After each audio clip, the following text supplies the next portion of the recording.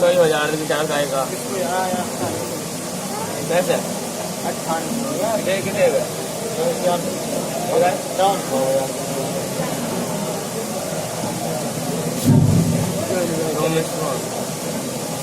किसको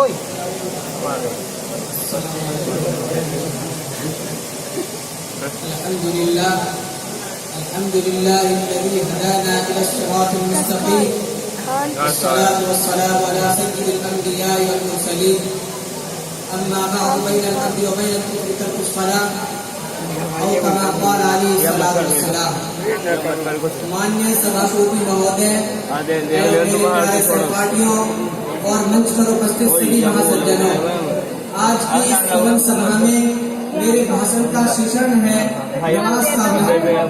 मेरे प्रिय मित्रों एवं सहपाठियों, नमाज धर्म का एक स्तंभ है। जिसने नमाज की रक्षा की उसने धर्म की रक्षा की, और जिसने नमाज की रक्षा ना की उसने धर्म की रक्षा को धर्म कर दिया। मेरे प्रिय मित्रों, नमाज स्वर्ग की कुंजी है। नमाज हमारे प्यारे नबी सल्लल्लाहु अलैहि वसल्लम की नेतों की ठंडक है।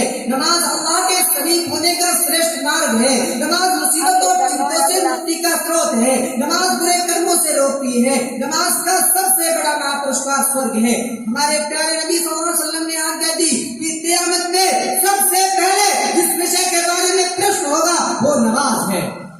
और जो लोग जानबूझकर नमाज को खुदा की आज्ञा का उल्लंघन करते हुए जानबूझकर नमाज को रद्द कर देते हैं, वो लोग मूर्ख और अभाग्यशाली है। मेरे प्रिय मित्रों, नमाज ना पढ़ने वाले मनुष्य के मुख से नूर हटा लिया जाता है।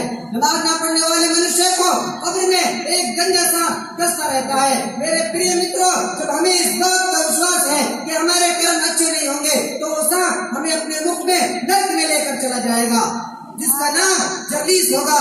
इतना बड़ा होगा कि उसका मुख 7वें आकाश पर होगा और उसकी पूंछ 7वीं जमीन के नीचे होगी। जिब्रील उससे पूछेंगे, ए जलीस, तू नर्क से बाहर क्यों आया? तो कहेगा कि मोहम्मद सल्लल्लाहु अलैहि वसल्लम की उम्मत में से 5 किस्म के मनुष्य को लेने आया हूँ। उनमें से एक वो है जो नमाज नहीं पढ़ता।